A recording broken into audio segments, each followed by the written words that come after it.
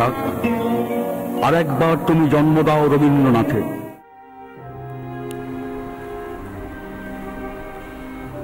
1944 সাল এবং সেই সময় তার জন্ম হলেও 1964 সাল থেকেই তিনি একেবারে সক্রিয়ভাবে রাজনীতির আঙিনায়।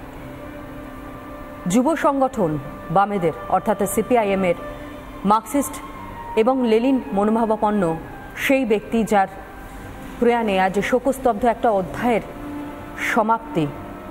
কত মানুষের ভিড় এই মুহূর্তে পাম অ্যাভিনিউয়ের সেই ছোট্ট ঘর এবং সেই ছোট্ট ঘরের বাইরে যেখানে আজ শেষ নিঃশ্বাস ত্যাগ করেছেন প্রাক্তন মুখ্যমন্ত্রী বুদ্ধদেব ভট্টাচার্য।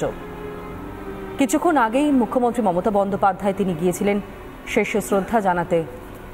প্রাক্তন মুখ্যমন্ত্রী বুদ্ধদেব ভট্টাচার্যের উদ্দেশ্যে তিনি বেশ কিছু কথাও বলেন, যেখানে তিনি বেশিরভাগটাই বললেন অত্যন্ত ব্যক্তিগত জায়গায় যে সুসম্পর্কের একটা পরিমণ্ডল ছিল, নিজেদের মধ্যে রাজনীতির বাইরে গিয়েও কখনো খুনসুটি, কখনো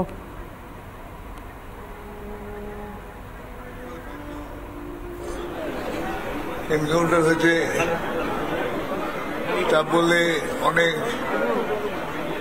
অনেক জিনিস মানুষের চরিত্র বোঝা যাবে।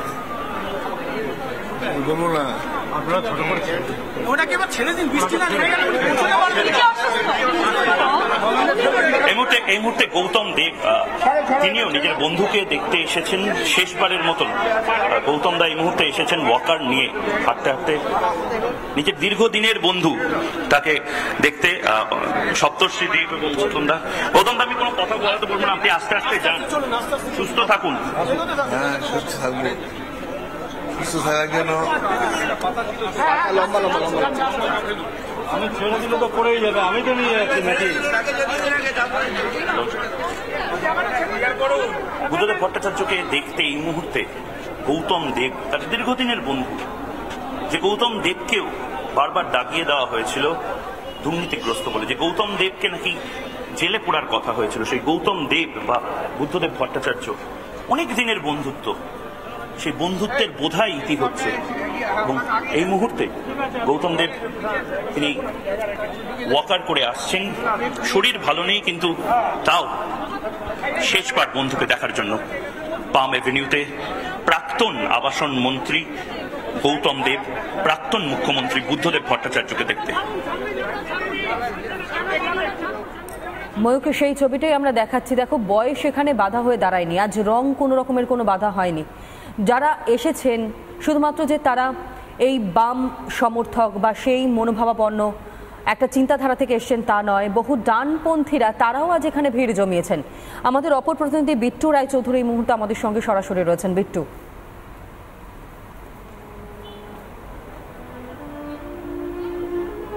দেখো, প্রথমেই তোমাকে আমি ছবিটা দেখাবো। যেরকম বামপন্থীরা তাদের প্রিয় কমরেডকে শেষ দেখতে এই মুহূর্তে যেরকম পাম এভিনিউ যে বাড়ি আছে সেই বাড়ির সামনে এসেছেন, একই সঙ্গে কিছুক্ষণ আগে মমতা বন্দ্যোপাধ্যায় তিনি ঘুরে গেলেন এবং তার পাশাপাশি এই মুহূর্তে অরূপ বিশ্বাস রাজ্যে আরেক মন্ত্রী তিনি বুদ্ধবাবুর একদম ফ্ল্যাটের ভেতরেই রয়েছেন এই মুহূর্তে। অনেকেই কান্নায় ভেঙে পড়ছেন, প্রতিবেশীরা থেকে শুরু করে সবাই প্রায় প্রত্যেকে এই মুহূর্তে কান্নায় ভেঙে পড়ছেন। আমি দেখতে পাচ্ছি একের পর এক ডান বাম সমস্ত দল মিলিয়ে যারা রাজনৈতিক কর্মীরা আছেন তারা বুদ্ধবাবুকে শেষ শ্রদ্ধা জানাতে ভিড় করেছেন। আমি দেখতে পাচ্ছি আশুতোষ বাবুকে কংগ্রেসের তরফে, তিনি এই মুহূর্তে বুদ্ধবাবুর নিথর দেহ যখন বেরোবে সেই মুহূর্তে তিনি শ্রদ্ধা জানাবেন, সেই কারণে ফুলের মালা।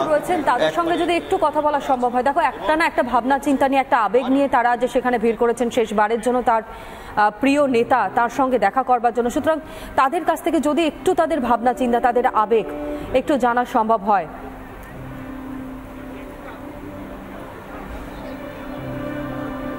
অবশ্যই অবশ্যই এই মুহূর্তে দেখো, শুধুমাত্র নেতারা নয়, সাধারণ মানুষ তাদের যে ভিড়টা আমি একবার দেখাতে বলবো আমার ভিডিও জার্নালিস্টকে। ব্যারিকেড যেখানটা করে দেওয়া হয়েছে তার ঠিক চারিদিকে প্রচুর সাধারণ মানুষ তারা ভিড় করেছেন তাদের প্রাক্তন মুখ্যমন্ত্রীকে শেষ দেখার জন্য। একবার আমি তাদের সঙ্গে যদি একবার কথা বলে নেওয়া সম্ভব হয়, আমি একবার এখানে পুলিশ ও নিরাপত্তার কারণে ব্যারিকেড থেকে সাংবাদিকদের এই মুহূর্তে বলছে একটু সরে যেতে। আপনি রাজ্যের প্রাক্তন মুখ্যমন্ত্রীকে শেষ দেখা দেখতে এসেছেন, আজকে মন ভারাক্রান্ত, আকাশও দেখছি বৃষ্টি পড়ছে লাগাতার, কি বলবেন? কিছু বলা নেই, আমাদের প্রিয় নেতা চলে গেল, আমরা খুবই মর্মাহত। তিনি যে আশা করেছিলেন বাংলার উন্নয়নের কথা, সেই বাংলার উন্নয়নটা প্রতিফলন হতে দিল না তিনি। আমাদের এই রাজ্যের বর্তমান মুখ্যমন্ত্রী তিনি অসততার আশ্রয় নিয়ে আমাদের বাংলাকে তছনছ করে দিল। তাদের কাছ থেকে জানার বিষয় রয়েছে, দেখো তারা কি ভাবছেন আজকের দিনে দাঁড়িয়ে। কিন্তু যারা বর্ষিয়ান বাম নেতারা এই মুহূর্তে সেখানে উপস্থিত রয়েছেন, তাদের কিছু বক্তব্য আপনাদের সামনে তুলে ধরি। সূর্যকান্ত মিশ্র তিনি কি বলছেন আজকে এইরকম একটা ঘটনা জানবার পর তিনি ছুটে গিয়েছেন। অশোক ভট্টাচার্য তিনিও এসেছেন, একবার তাদের বক্তব্য আপনাদের সামনে তুলে ধরি, শুনুন।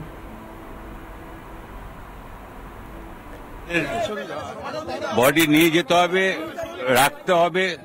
কাল সকাল 10:30টায় আমাদের আলিমুদ্দিন স্ট্রিটে বডি থাকবে, যে কেউ সেখানে যেতে পারবেন, শ্রদ্ধা জানাতে পারবেন।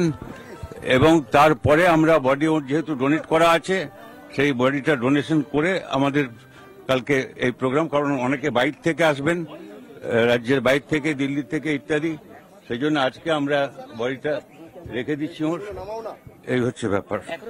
আর হ্যাঁ, না না সেটা আমি জানি না, দেখবো কোথায় আছে কেউ, যে কোনো জায়গায় আমরা দিতে পারি, যে কোনো মেডিকেল কলেজে, সেটা আমি দেখবো। সেটা ওর কোনো নির্দিষ্ট ইচ্ছা আছে কিনা সেটা আমি জানবো।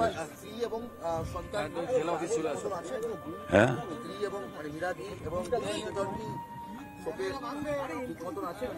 আছেন তো ওরা এখানে, ঠিক আছে। সবকিছুই তার জ্ঞানও তো তিনি চলে গেছেন, জ্ঞানও তো এটা না যে তিনি কাউকে চিনতে পারতেন না, তিনি একেবারেই তা তো ছিলেন না। সেই জন্য আমি বলছি কথাটা, যে বুদ্ধদা চলে যাওয়া মানেটা তার উপস্থিতি আমাদের একটা প্রেরণা ছিল সবসময়। সেই প্রেরণা থেকে আমরা বঞ্চিত। আমি তার মন্ত্রিসভাতে ছিলাম, উনি আমাদের বাড়িতে এসে থাকতেন, আমার মার সাথে খুব ভালো সম্পর্ক ছিল, আমার স্ত্রীকে উনি খুব ভালোবাসতেন। আমিও তার বাড়িতে যেতাম, খবরাখবর নিতাম সবসময়তেই। সমস্ত দিক দিয়ে মানে আমি বলবো সমস্ত দিক দিয়ে আমরা একটা রিক্ত হয়ে গেলাম, এটা বলে এটা বিরাট শূন্যতার সৃষ্টি হলো। এটা নিঃসন্দেহে দলের একটা বিরাট ক্ষতি। আমি তো বলছি দলের শুধু না, রাজ্যের শুধু না, যারাই সুস্থ রাজনীতি করতে চান তাদের প্রত্যেকে যদি ভালোভাবে যদি বুকে হাত দিয়ে যদি চিন্তা করেন, তারা সবাই বুঝতে পারবেন এটা একটা বিরাট ক্ষতি। বাম নেতাদের বক্তব্য আপনাদের সামনে আমরা তুলে ধরলাম। সত্যি একটা যুগের অবসান, অপূরণীয় ক্ষতি। শুধুমাত্র বাম রাজনৈতিক বা এই মতাদর্শে যারা বিশ্বাস করেন তারা নয়, একই সঙ্গে ডান বাম যারা এই মুহূর্তে এই পাম অ্যাভিনিউয়ের ছোট্ট একটি কামরা যেখানে শেষ নিঃশ্বাসে ত্যাগ করেছেন আজ সকাল 8:20 নাগাদ এই রাজ্যের প্রাক্তন মুখ্যমন্ত্রী বুদ্ধদেব ভট্টাচার্য, তাকে একটা বার শেষবারের জন্য শ্রদ্ধা জানাতে তারা প্রত্যেকে গিয়েছেন। আর ঠিক তার পাশাপাশি বিট্টু রায়চৌধুরী আমাদের অপর প্রতিনিধি, আমাদের প্রতিনিধিরা বিভিন্ন জায়গা থেকে বিভিন্ন সময়ের ছবিটা আপনাদের সামনে তুলে ধরছে।